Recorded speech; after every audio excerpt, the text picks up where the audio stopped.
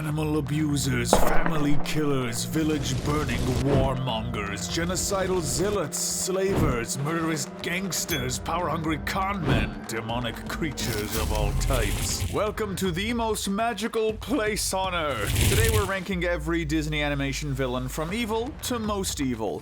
My favorite part of the game. Like usual, we'll start with the baddies who managed to end up on the side of good, to varying degrees. In any case, these are the redeemed antagonists. Our pick for the most pure-hearted Disney antagonist has to be Yzma's former sidekick, Kronk. While he's far from the brightest, Kronk makes up for his lack of brains with an abundance of heart. Despite his willingness to help Yzma poison Emperor Kuzco, Kronk's conscience, if you will, kept him from finishing the job, and the two ended up ultimately becoming friends despite this hiccup. On top of being a generally pleasant guy, Kronk's life has a complete turnaround once he decides to cut ties with Yzma. He becomes a chef and a scout leader for the Junior Chipmunks, becoming a beloved friend to his entire community for his willingness to help out just about anyone with just about anything. Heck, he's even willing to give Yzma a second chance when she tricks him into thinking she's reformed, and when the truth comes out that she's been using him to scam old people, he's quick to expose the truth to his friends. Kronk's naivete earns him the Darwin Center Medal, but his big heart earns him a thumbs up as the most good of Disney's redeemed villains. We won't talk about Bruno today, but we will talk about the mistreatment he suffered by Abuela Alma. It's pretty easy to hate Alma, especially if you've ever had a rocky relationship with your own family. Distancing herself from her granddaughter for not being blessed with a gift is pretty cold on its own. Mirabel didn't get one.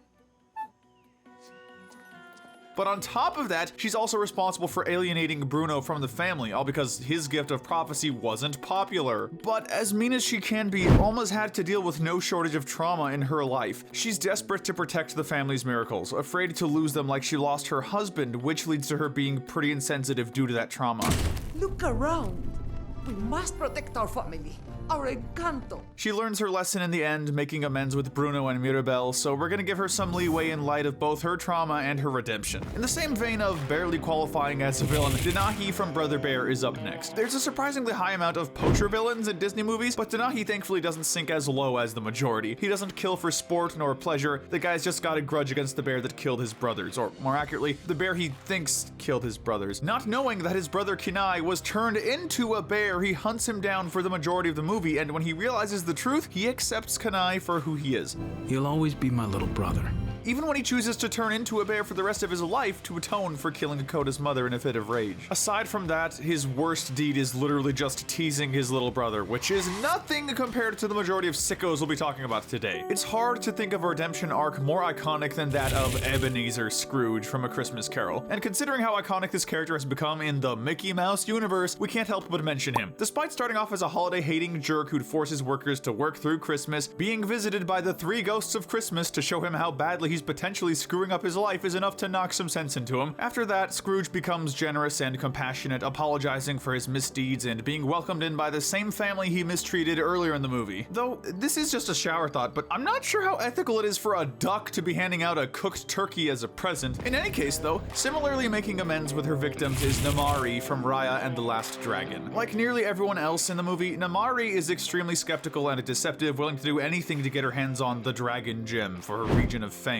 The worst thing she did was betraying Raya when they were kids, using the trust she put in her as a means of stealing the gem. As mean as this was, though, we aren't talking about a lifelong friendship or anything. They literally hadn't known each other for an hour when it happened. In the end, she ends up helping to save all of humanity from the Droon by putting the dragon gem back together, allowing the world to come together once again. She definitely had the potential to be more of a threat, and honestly, she would have been a more interesting character if so, but this isn't some crazy supervillain or anything. It's a kid who was brought into an untrustworthy, sketchy world full of betrayal and war. She's got some misdeeds under her belt, but she still came out of it a good person. Now, onto some of the characters who did bad things for good reasons. The aliens from Chicken Little. It's a well-known fact that a mother bear will do anything to protect her cubs, but even extraterrestrials can have some pretty strong parental instincts. While Chicken Little was totally right about the sky falling, his admittedly reasonable concern about the aliens being out to destroy their planet was actually a misunderstanding. It turns out they'd somehow lost track of their son, Kirby, and while that doesn't excuse them multiple acts of attempted murder, torture, and terrorism they committed, it's worth noting that these guys just wanted to rescue one of their kind, and one of the most vulnerable at that. In the end, they were happy to do their best to clean up their mess and leave Earth alone once they'd retrieved their boy, showing that there wasn't any malice in those aliens. Sorry for the whole full-scale invasion thing. Even if there wasn't any good communication in them either. They all hated him. But we didn't. Goob is proof that dwelling on the past is one of the worst things you can do for your mental health. Losing a baseball game due to sleep deprivation, thanks Lewis, caused Goob to get beaten up severely as a result of his team's disappointment in him. This would lead to him being encouraged by some weird dude in a bowling hat, still not sure who that is, to never let go of the hatred in his heart and let it guide him to all the bitter evil he can do. Okay, Shigaraki, but despite a pretty bleak outlook on life, Goob isn't all bad. In fact, he's outright horrified by the dystopian world that comes about as a result of Doris's revolt. He ends up redeeming himself in the end, or rather Lewis ends up redeeming him. After defeating Doris, who proved to never really care about Goob anyway, Lewis tries to get him adopted into the Lewis family, and in the end, he goes back to the game that started Goob's descent into villainy, turning that L into a W, and turning that psychopath into a law-abiding citizen. At least probably. Crossies doesn't count. I mean, he seemed happy at the end. Hopefully he wasn't just destined to try and take over the world anyway. I guess it's debatable whether or not she counts, but Tekka's true identity doesn't make her any less of a threat. Gigantic lava demon is all you really needed to know about her to justify that description. She'd be way, way lower on our list if it weren't for the fact that she's actually the benevolent goddess Tefiti, whose heart was stolen by power-hungry treasure hunters, turning her into a shell of her former self. A shell that's on fire and really pissed off. But in her defense, I'd be pretty mad too if someone literally ripped out my heart and kept it for years, so we'll give her a pretty merciful spot on our list. From someone who lost a heart to two people who gained them, next we have Jumba and Pleakley from Lilo and Stitch. Lilo and Stitch is interesting in that while it has a lot of antagonists, it doesn't really have an outright villain, except arguably one. Sure, Jumba spends the bulk of the movie trying to kill his own creation, but in the end, he's willing to help reunite him with his family. What exactly are we doing? Rescue. And even rescue Lilo from Captain Gantu, which he really didn't even have much of a reason to do. The gang all becomes family from then on, with Jumba even dressing as Santa on Christmas to surprise Lilo and Stitch. Oh yeah, Pleakley is there too. I mean, I guess he was an antagonist, but he doesn't really do anything heinous unless you count trying to protect mosquitoes. They like me. Off topic, but did anyone else know that he has the same voice actor as the purple almighty tallest from Invader Zim? That's not a moral thing or anything, I just thought it was neat. Alright, I get ya. I know you're waiting on this guy. Give it a rest, because we all know that Iago rightly deserves a spot in this tier. Look, I know, he was a total dirtbag at first. He didn't have any problem serving Jafar, and even though Jafar had some pretty intimidating powers, it doesn't excuse how willing Iago was to do some seriously heinous stuff under his command. Yes, almighty evil one. But in the Return of Jafar straight-to-video sequel, Iago actually manages to reform after realizing Jafar is, awful. It's a slow process, mind you, which thankfully allows for plenty of legendary Gilbert Gottfried rants along the way.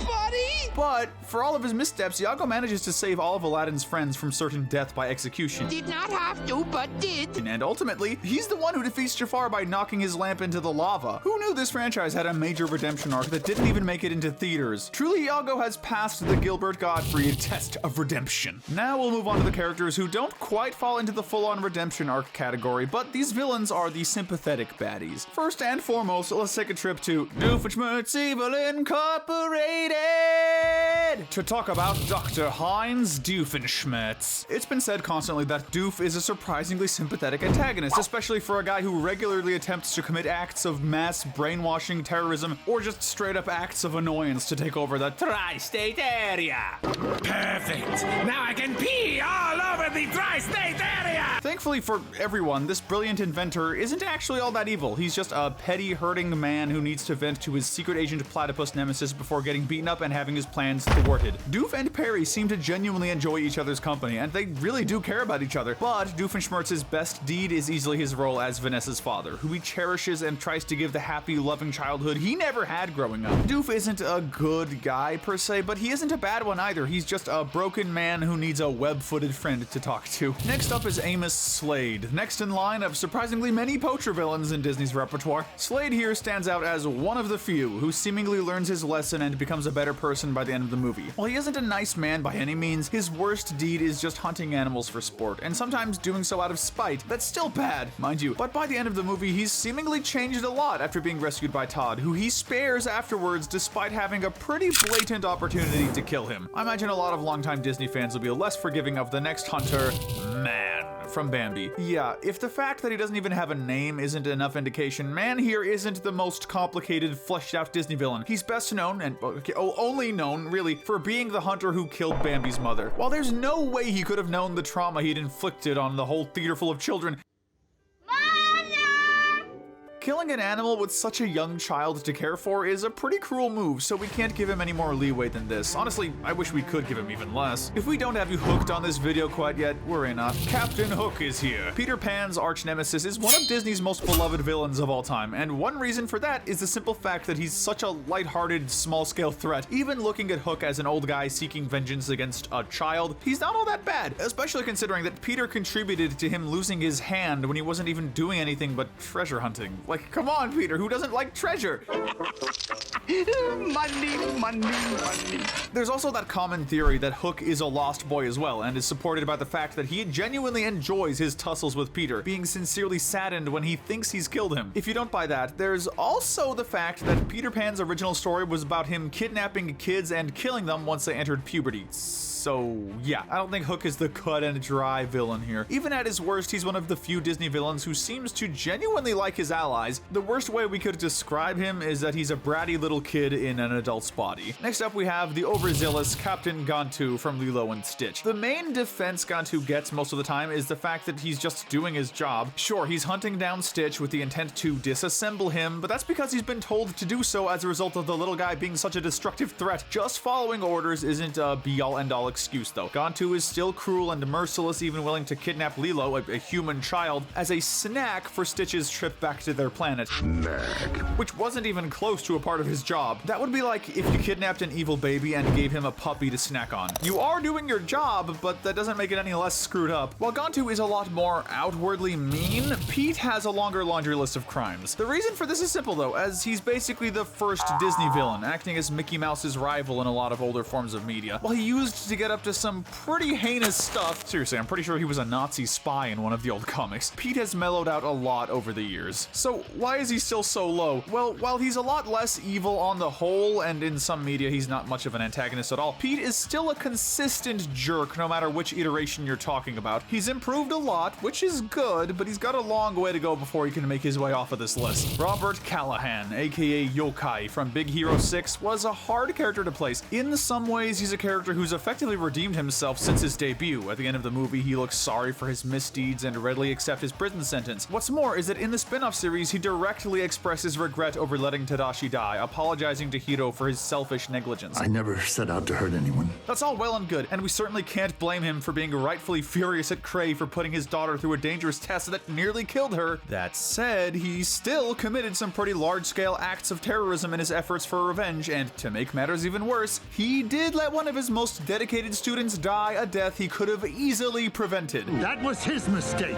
Callahan is a villain for sure. He's just not one who's too far gone to be redeemed. Alright, that's it, Buster. You're on thin ice. Sorry, I couldn't resist. How wild is it to go from a literal comic book movie villain to dog? Angry, jealous dog. Buster is the kind of guy who'd sooner take the people around him down 20 pegs with him than he would put any effort into improving his own situation. We feel for him being a stray dog and all, but you'd think a friend would be happy when his old buddy finds love. Instead, it's either me or her. Buster just shows himself to be a petty, jealous jerk who ends up losing his friends due to his overzealous determination to keep them. Talk about ironic, man. What a rough situation. Nah, but seriously, I hope he got out from under all that rubble. But enough feeling sympathy and all that other mushy stuff. It's time to get into the villains who are bad, but not quite pure evil. These villains are just plain awful. First up is Edgar, one of the more selfish villains on our list. All this devoted butler wanted was a nice chunk of his boss's inheritance. Really says a lot about his character, huh? But when he found out that Madame Adelaide was leaving everything to her cats,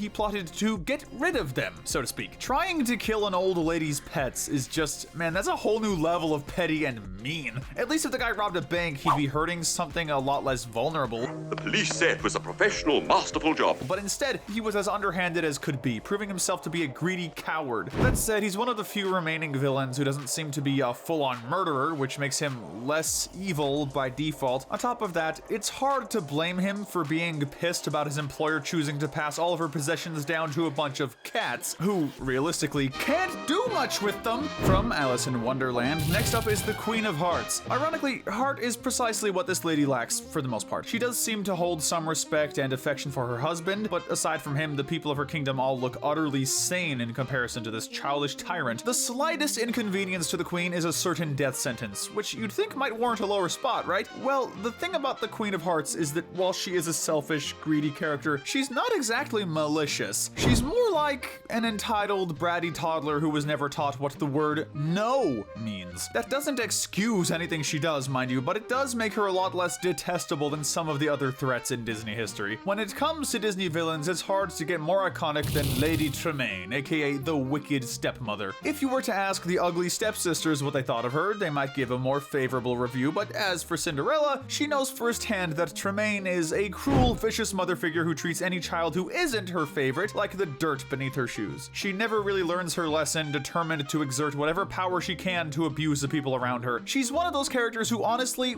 we wish we could put way lower, but sadly the remaining characters manage to be even worse. The main villain of Tarzan, Clayton, is up next. Have we met? This guy's a poacher, plain and simple. You might look at him and think that he's a little less extreme of an antagonist compared to some other Disney villains, and that's true to an extent, but while the scope of his crimes aren't quite as extreme as some others, he more than makes up for that with his overall cruelty. He's willing to hurt and kill animals for no reason aside from that sweet, sweet dough. I've got some hunting to do. And don't go thinking people are safe from his sights either. Anyone who gets between this dude and his paycheck can easily be written off as a business expense, if you get what I mean, and written off as such. Following Clayton, we have a good old-fashioned rival, Madame Mim. Magic is a dangerous thing in the wrong hands, a sentiment we'll be seeing plenty more down the line, but while she's not the worst in that regard, Madame Mim is a cut-and-dry bad guy, or girl rather. Her hatred of all things good, paired with her desire to defeat the great wizard Merlin in a wizard's duel, Want to fight? make her a force to be reckoned with any way you slice it. Unlike other villains though, Madame Mim doesn't seem to have some lofty world-conquering ambition. She just seems like the type to do whatever seems fun in the moment. I win! I win! Oh, the game's over. That doesn't excuse her for her evil deeds, but it makes her one of the less malicious villains, which at this point on the list is worth more than it probably should be. If you're one of those wimps who only eats 47 eggs every morning, you'd better steer clear of the arrogant Gaston. Handsome, strong, loved by all of the village for pretty much no discernible reason, Gaston fits the bill of a typical Disney prince. That is, except for just one difference. He's a total jerk. He's a bully who's only decent to people to whatever extent they worship him, and if his most loyal companion Le Fou is any indication, even those on his good side aren't particularly safe from his temper. There's also the fact that Gaston is an attempted murderer who riled up the townspeople to kill the beast. I say we kill the beast! For no reason but fear and prejudice, proving that there are few lengths he won't go to stay in favor. Gaston was an arrogant jerk, for which we'll give him the Pride Sinner Medal, but he doesn't quite enter the territory of Disney's worst enemies. But if there's one guy who can rival his ego, it's the man who lets you live in his kingdom for free and doesn't even charge you rent. King Magnifico may have a ton of wasted potential, but he's still no doubt a villainous figure. The only thing more dangerous than an ego like Gaston's is an ego like Gaston's in the body of a king. Magnifico not only abuses his power to grant wishes to ensure that the vast majority of his people will never see theirs fulfilled. I decide what everyone deserves. As reasonable as that may seem, but when he finally allows himself to be corrupted by dark magic, he goes into full-on tyrant mode. This would usually be enough to place him way lower, considering how he's constantly lying to his people and giving them false hope, but it's worth noting that Magnifico is established to have something of a decent reason for this. Towards the start of the movie, he reveals that he's seen firsthand how granting an extravagant wish can turn disastrous. While we're never given any more detail about this, Magnifico did want to keep his people safe to some degree. Everything I do is to make sure that never happens again. And only revealed himself to be a full full-on villain when he allowed himself to open that cursed book, betraying his wife and kingdom alike in the process. It's a shame, but Magnifico made his choice, and as a result he's got a lot to reflect on. And for the last character who really has any sort of sympathetic traits, this tier ends with the low-down voodoo artist himself, Dr. Facilier. One of Disney's most stylish, underhanded villains, Facilier is a sleazebag street performer looking to cut a deal with people using the power of his friends on the other side. In terms of his deeds throughout the movie, Facilier is nothing but pure underhanded evil, willing to trick and manipulate anyone to get what he wants and repay his debt to the other side. We got ourselves a deal. But while he got himself into the mess he's in, we can't ignore the fact that at this point, Dr. Facilier basically has the threat of being dragged into hell dangling over his head, and that's a fear that would make anyone do some shady things. Still, Facilier should have quit that power-hungry magic show a long time ago because those friends on the other side were not quite so friendly if you ask us. But with that dark magic dirtbag dragged away, we're moving down further to the near pure evil villains. First up, we have the inevitable evil politician villain, Mayor Dawn Bellwether from Zootopia. While many would agree that her villain reveal came out of absolutely nowhere, you just have to remember that even the nicest, most innocent people can turn out to be pretty darn devious. Sure, Mayor Bellwether was pushed around by Lionheart a lot, but that doesn't come anywhere near giving her the justification to drug countless predators, essentially turning them into mindless zombies forced to commit heinous crimes, and being locked up indefinitely as a result. She also framed Lionheart for this, which is how she secured her position as mayor in the first place, proving her to not only be a racist, but a top-shelf political criminal as well. Yeah, and we are just getting started in this tier, people. As evil as Bellwether's scheme was, not every predator turns out to be innocent. Shere Khan from the Jungle Book rules the jungle with an iron claw, and not a hint of mercy in sight. He's so merciless that he's built up a reputation to the point where he only needs to take one look at his prey to send them running. Then you should also know that everyone runs from Shere Khan.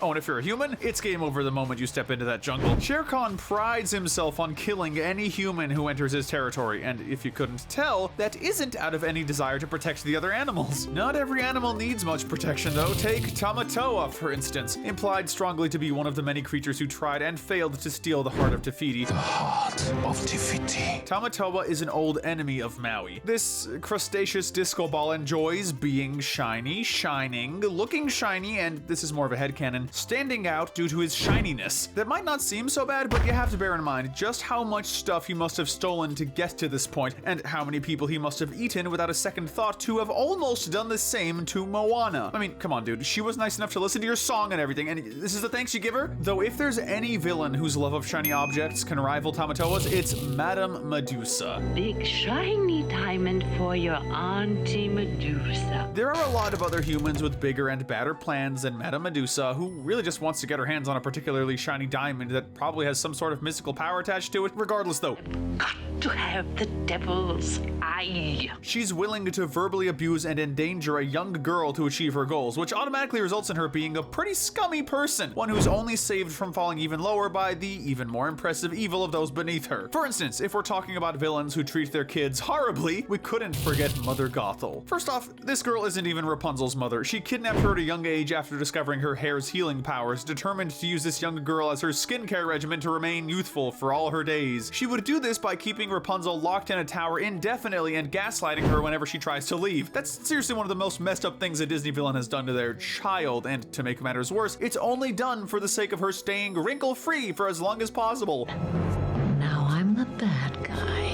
Not thinking about the fact that she'd disintegrate the moment Rapunzel's hair was cut, even by accident. Truly, Mother did not know best here. But you could argue that she knew better than Anna when she tried to marry Hans. The favorite talking point when it comes to Disney's inconsistent twist villains, Hans initially seemed like your typical Disney prince, hitting it off with Anna instantly and being ready to marry her just as quickly. Unfortunately, his reasons were anything but pure. Hans wanted to marry into the royal family and nothing more, with his plan being to kill Elsa, then wait until Anna became the queen so he could become the king. That's actually a really dumb plan. Like, did he not think Anna would tell anyone in the meantime? Why didn't he just keep it under wraps until he finished killing Elsa? You know what? That's not important right now. He'd be placed way lower on a dumb to brilliant scale, but for now, just know that Hans is a villain worthy of a fairly unforgivable spot on our list. If you've ever heard or uttered the statement, "eat the rich," I'm sure you're familiar with Prince John from Robin Hood. Disney movies have no shortage of corrupt monarchs, and Prince John is one of the worst. He's greedy to the core and keeps a tight grip on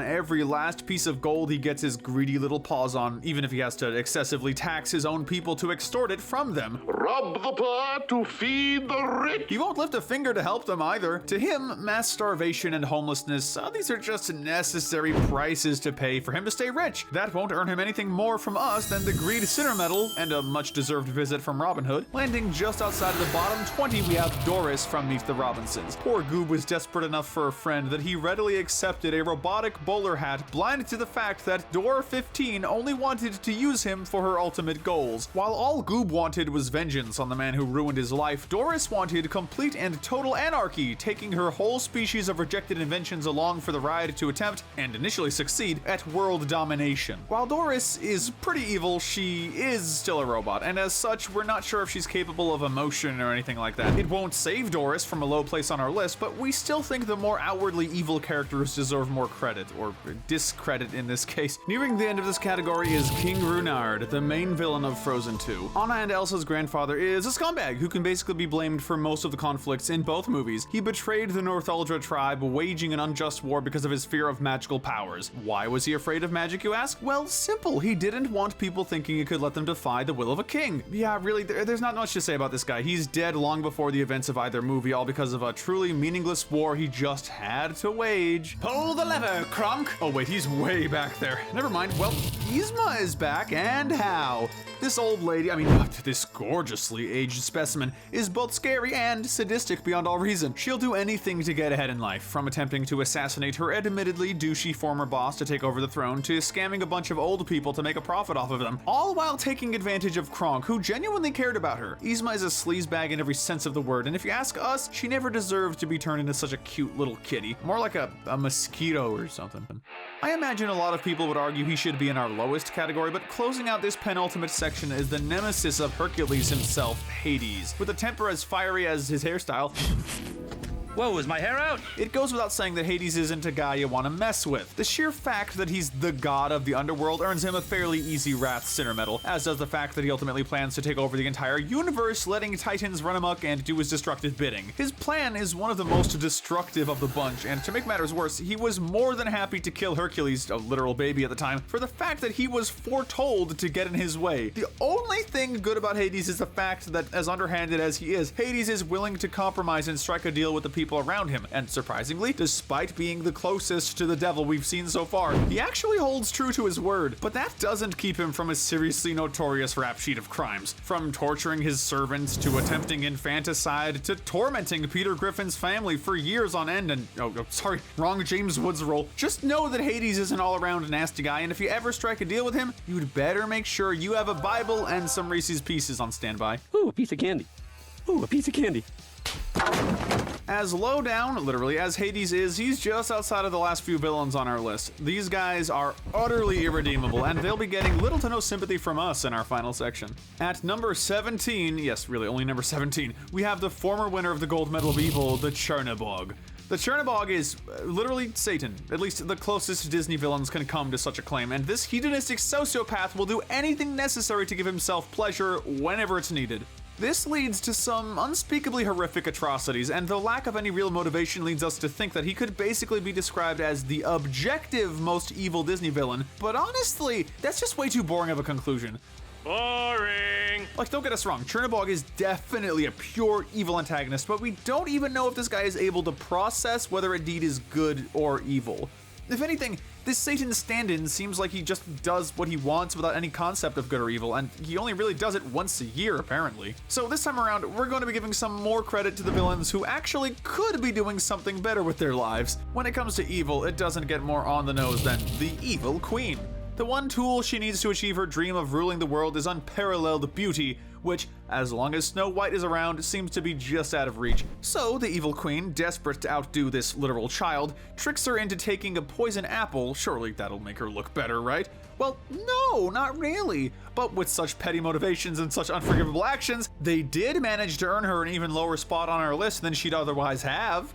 Next, we have the iconic Nightmare Before Christmas villain, Oogie Boogie. Known as the meanest guy in Halloween Town, Oogie Boogie is an unsavory creature who spends all of his time doing his two favorite pastimes, gambling and torture. When Santa falls into his sack-clad clutches, he takes his sweet time wondering how to torment him best before ultimately taking his life, with nothing in mind but the sheer pleasure of it. When you're feared amongst a town that's literally full to the brim with nothing but monsters, that's a sure sign you're one of the nastiest villains out there. Returning after more than his fair share of humble pie, Jafar is up next. This guy is one of the most underhanded Disney villains out there, able to trick the people around him to such a degree that he manages to eventually gain the powers of a mighty genie. Seeing himself as the one pulling the strings as the Sultan's royal vizier, he wanted nothing more than to overthrow his boss, possibly marry his teenage daughter, gross, and become an unquestionable ruler. If all this weren't bad enough for you, he also routinely abuses Iago, which ironically would be his downfall once he finally did manage to return, since Iago managed to knock his lamp into a volcano from which it won't return.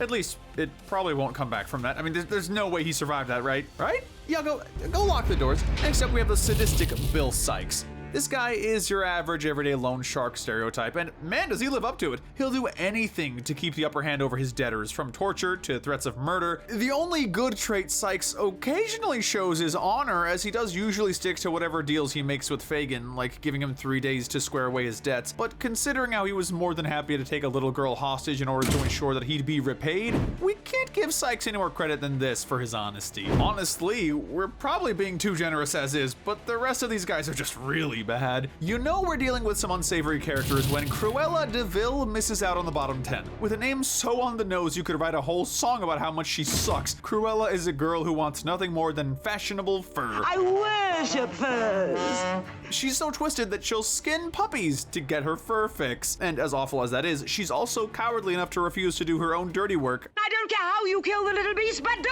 it! She'll try to buy the Dalmatian pups, sure, but whenever she faces any resistance, she'll resort to hiring some help to deliver them for her, so to speak. There's no doubt that Cruella is one of the meanest, vilest, cruelest, oh, I get it now, villains in Disney history, and even though her parents are known to have been tragically killed by Dalmatians, we still aren't offering this puppy poacher anything but scorn. Oh, and the parent thing? Yeah, no, that's not a joke. Apparently that's her backstory in the live-action movie. I wish it were a joke, believe me. Just outside the bottom 10 is a sadistic sea witch, Ursula from The Little Mermaid. A very fairy godmother-esque villain, Ursula is always ready to strike a deal with the less fortunate creatures of the sea. She gives them a glimpse at their greatest dreams so long as they can fulfill the conditions she outlines, which she will then work tooth and nail to make sure they can't fulfill. While she has lofty ambitions to usurp the kingdom, it's worth noting that most of Ursula's misdeeds don't seem to be done in pursuit of that goal, not directly at least. For Ursula, causing people to suffer and crushing their dreams is more of a fun pastime, if anything. The only thing saving her from sinking even lower is the fact that she actually does seem to appreciate most of her servants,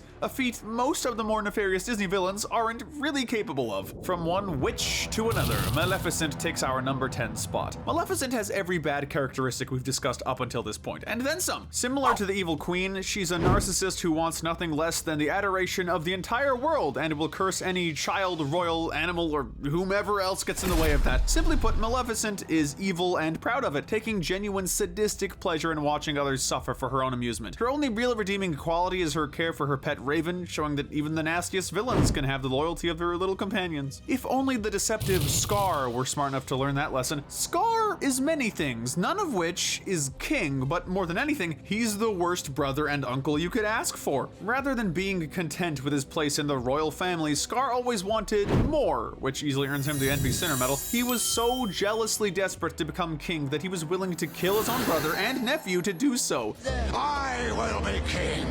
Stick with me. When it worked out so that only Mufasa died, he settled for convincing Simba that his dad's death was his own fault. And if it weren't for you, he'd still be alive. Pressuring him to escape into exile, but not before trying to get Simba killed anyway. Kill him. He's a coward and a killer through and through, always willing to kill anyone who gets in the way of his pursuit of power, and never willing to take even the slightest bit of responsibility for it. This would prove to be his downfall, as his betrayal of the hyenas, who sincerely liked him and thought of him as a friend, would result in them using him as their next meal. Scar may not have been a king, but at least he was a meal fit for one. Next we have a guy who really doesn't need any more meals, Governor John Ratcliffe from Pocahontas. Just look at this dude. I'd feel bad for saying I can see why he was never the popular type, but Ratcliffe is a blatant racist. At first I thought it was one of those things you noticed as you got older, but then I realized that he literally sings the lyrics, "They're different from us, which must mean they're evil." They're only good when dead. Well, that's pretty blatant. So yeah, this guy's just a racist scumbag. On top of that, he has his men do all the dirty work of stealing non-existent gold from the island for him, reaching an almost impressive level of laziness worthy of the sloth center medal. He's greedy, racist, cruel, and an all-around total scumbag with nothing even adjacent to a redeeming quality to be seen. Up next, we have Shan Yu from Mulan. Having undoubtedly one of the highest kill counts in the studio's history, Shan Yu is the leader of the Huns in Mulan. He's a ruthless man of war who will kill absolutely anyone who steps in his way, all in the name of expanding his territory. He's definitely the character we have the least to say about at this point, as there's no hint of tragic backstory nor overarching motivations to speak of here, just a monstrous man who's more than happy to use war as an excuse for letting his most violent instincts be unleashed. Just outside of our bottom 5, we have Percival McLeach of the Rescuers from Down Under fame. He may be arguably the least memorable villain from Disney's Renaissance era, but that doesn't mean McLeach is any less horrific. Undoubtedly the worst of Disney's long line of poachers, Percival McLeach is a poacher who will hunt down the rarest of species to sell for huge profits. He's willing to use anyone and anything as a means to this end, from his frequently abused pet monitor lizard Joanna to Cody, a literal child who happens to know where a rare bird happens to be. Not only does he kidnap and hold him hostage, but he implies that he's willing to torture and kill him unless he spills the location of his paycheck. I mean, bird. That bird's gonna make me rich. Percival is so evil that at the end of the movie, he tries to have Cody mauled by crocodiles so he won't be able to tell anyone about all he's seen. This is my idea of fun.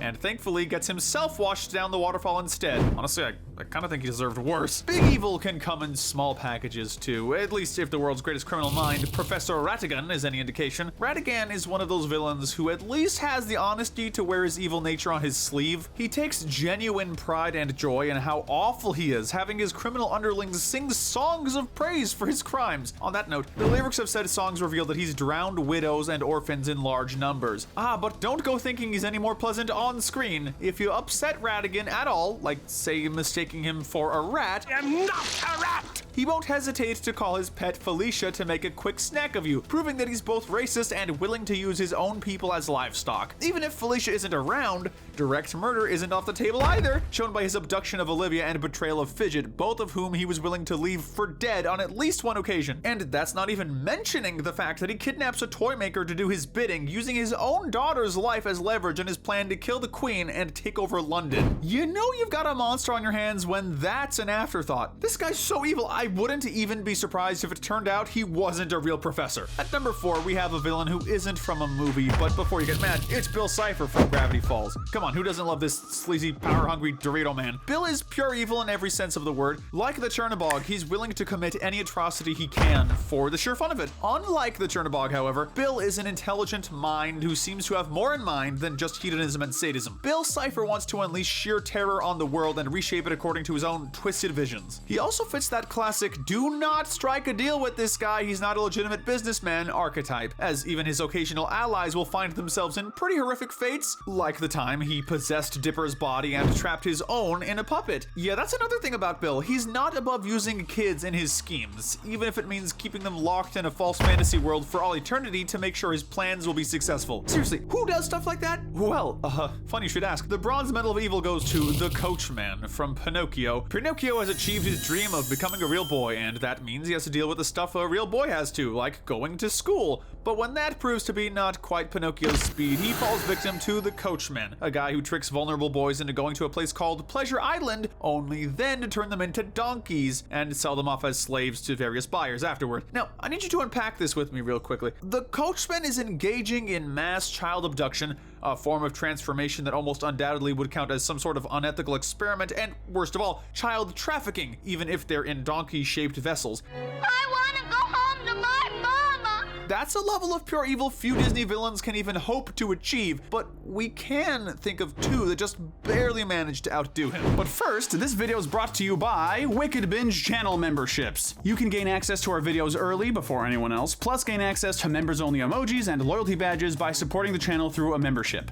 Rightfully in the hellfire of the runner-up spot, we have Claude Frollo with the Silver Medal of Evil. Frollo is probably the first villain who comes to most people's minds when it comes to the most evil Disney villain, or at least the most hated. He starts the movie right off as a priest who does the exact opposite of his duty as a man of God, killing a woman in cold blood and nearly killing her baby for the crime of being ugly, only backing out of it after he realizes, hey, maybe God wouldn't want me murdering an infant. As a result, he does the next worst thing by keeping Quasimodo locked in the bell tower, forever deprived of human interaction until he breaks out for himself one day. But if you thought being a child abductor, murderer, and psychological abuser it's not bad enough, well, first of all, you've got some seriously high standards for evil, and second of all, just wait until Esmeralda gets introduced. Oh boy, when Frollo realizes that this gypsy girl isn't so bad looking up close. Oh yeah, he's also violently racist, by the way. He resorts to burning down the whole city to try and find her and make her his own, threatening to kill her and Quasimodo if she doesn't comply. That earns him the Lust Sinner Medal, particularly for his epic villain song, which, while it is an incredibly epic number, basically boils down to, God, why am I so thirsty? On the whole, Frollo is a sadistic incel who couldn't let go of his crush or his sense of superiority, making him an easy choice for the most evil human being in Disney history. He's one of the only villains so evil that he didn't even have a sidekick to bounce off of. Seriously, nobody wanted to be around this guy. Even God was sick of his hypocritical butt at the end of the movie, as he should have been. But while we could talk our way out of crowning the Chernabog as the most evil villain, the Horned King is the type of character who can't possibly be placed anywhere but the very lowest spot on our list. This guy, just look at him, man. I have never seen a character design that screams evil quite so loudly, but we aren't here to judge on appearances. So what's the Horned King like? Well, he has no sense of loyalty nor compassion, willing to kidnap children, elderly bards, goblins, animals, etc., and force them to do his bidding. The second they run out of use to him, though, he will kill them without hesitation. But maybe he has good intentions overall. No, like, not even close. The guy literally just wants to get his hands on the Black Cauldron so he can raise the dead and take over the earth, thus becoming a god among mortals, which he directly states is all he wants. The Horned King is a sadistic, tyrannical monster who wants nothing more or less than complete and total dominance over others, and even complete loyalty to him won't save you from being abused and ultimately betrayed by him. He's so evil, in fact, that even the Black Cauldron itself hated him, and he got sucked in by it for seemingly no direct reason in the end. What he lacks in motives and complexity, the Horned King makes up for in spades with exactly what we're judging today: pure, unrivaled evil. Evil!